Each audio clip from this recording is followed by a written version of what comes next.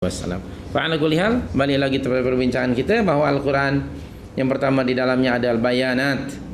Okey, ada keterangan-keterangan sebagaimana pernah kita akan baca kemudian. Nabi saya akan bagi tahu ayatnya itu Al-Baqarah 185. Al-Quran itu diturunkan selain daripada hudal linnas wa bayyinatim minal huda. Wa bayyinatim minal huda. Al-Baqarah 185. Itu peranan Al-Quran. Wa bayyinatin minal huda wal furqan. Dan untuk membezakan di antara dua perkara yang berbeza. Jadi itulah peranan Al-Quran. Al-Quran diturunkan untuk itu, dan peranan Rasul SAW menjelaskan, mempraktikkannya. So, dalam konteks kembali kepada ayat yang sedang kita baca ni, dalam urusan perpindahan qiblat, maka Allah Subhanahu wa taala menjelaskan kepada manusia seluruhnya bahawa laisal birra an tuwallu wujuhakum qibala al-masyriqi wal maghrib.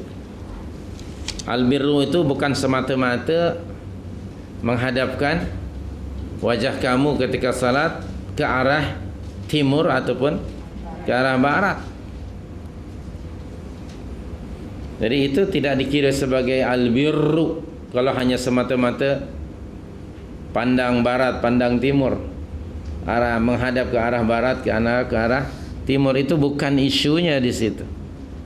Bahkan kalau hanya sekedar menghadapkan diri kamu waktu salat ke arah timur, barat, utara atau selatan, itu tidak dikira sebagai amal saleh. Tetapi al-birru dijelaskan oleh Allah, al-birru yang sebenarnya dinyatakan oleh Allah, walakinnal birra, akan tetapi al-birru itu ialah, kalau kita lihat di situ, man amana billahi wal yaumil akhir dan seterusnya sehinggalah hujung ayat. Nah, kalau kita lihat yang pertama ialah al-birru itu mesti ada iman. Imanan qalbiyan sadiqan, satu keyakinan melalui hati yang mantap dan kokoh, keyakinan yang benar, satu keimanan yang akan melahirkan khasyah, fear dan gerun kepada Allah Subhanahu wa taala, satu keimanan yang akan melahirkan, menimbulkan perasaan selalu merasa di muraqabah, dipantau, diawasi. Satu keimanan yang akan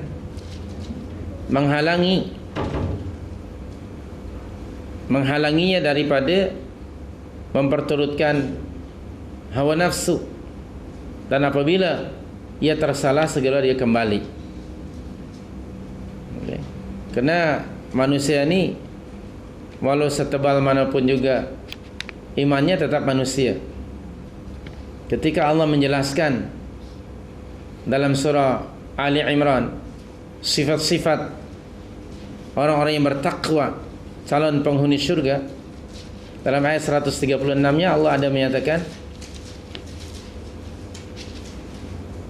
135 kan 136, walladzina idza fa'alu fahishatan 135, aw zalamu anfusahum dzakarullah fastaghfaru lidzunubihim.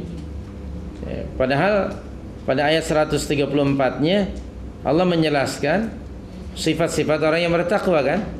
Tapi pada ayat 135, di antara sifat orang yang bertakwa, dia akan jatuh juga, tapi kemudian dia akan kembali beristighfar kepada Allah. Dan dalam hadis 40 Nawawi nomor 18, nanti anda boleh rujuk, Rasulullah SAW menyatakan, ittaqillaha haitsu ma kunta. Ada 3 pesan Nabi. Bertakwalah kamu kepada Allah di mana sahaja kamu berada, dalam keadaan apapun juga. Lalu yang kedua, wa atbi'is sayyi'atal hasanata tamhuha, dan ikutilah perbuatan jahat dengan yang baik, niscaya yang baik itu akan menghapuskan yang jahat itu. Ini menunjukkan walaupun poin yang pertama dilaksanakan, bertakwalah kamu kepada Allah di mana saja kamu berada, namun dia tetap manusia. Dia tetap manusia yang tidak terlepas daripada berbuat salah. Maka bila berbuat salah, ikutilah kesalahan itu dengan kebaikan. Hadis 40 Nawawi nombor 18. Nanti anda rujuk. Itu yang pertama, bahwa al-birru ialah iman. Maksudnya dia merangkumi, mencakup seluruh perkara i'tiqadiyah, perkara-perkara usulul i'tiqad. Tadi disebut di sini beriman kepada Allah, kemudian kepada hari kiamat, para malaikat, kitab-kitabnya dan para nabi. Ini disebut usulul i'tiqad, perkara-perkara pokok di dalam i'tiqad. Itu iman di situ. Dan asas al-birru, asas al-birru itu ialah al-imanu billah. Maka disebut paling hadapan di sini, walakinnal birra man amana billah. Jadi asas al-birru ialah beriman kepada Allah Subhanahu wa taala, bi annahu la ilaha illa huwa, bahwa tidak ada ilah yang wajib diibadati, ditaati melainkan Allah Subhanahu wa taala. Ilahu wahida la syarikalah, Tuhan yang satu dan tidak ada sekutu baginya. Wala ma'buda siwahu, dan tidak ada ma'bud, tidak ada Tuhan yang berhak diibadati selain daripada Allah Subhanahu wa taala. Nah, inilah keimanan yang mesti ada pada tiap individu, usulul i'tiqad. Sehingga nanti orang yang seperti ini dia akan menjadi manusia yang merdeka, merdeka yang sebenarnya. Dia tidak tertakluk dan terikat hidupnya kecuali dengan undang-undang dan peraturan Allah Subhanahu wa taala. Dia tidak takut dan gerun melainkan hanya kepada Allah Subhanahu wa taala, dan merasa dirinya itu ada izzah, ada kemuliaan, ada kemerdekaan, kebebasan pada dirinya, dan ada juga pada jiwanya perasaan sumumun, yakni dia gah, dia itu merasa tinggi kerana dia menjadi mukmin, bangga kerana dia menjadi mukmin, bukan kerana bangga sebab-sebab yang lain. Dan dia tidak akan khudu', tidak akan takut, gerun, merasa rendah diri pada siapa saja selain hanya kepada Allah Subhanahu wa taala.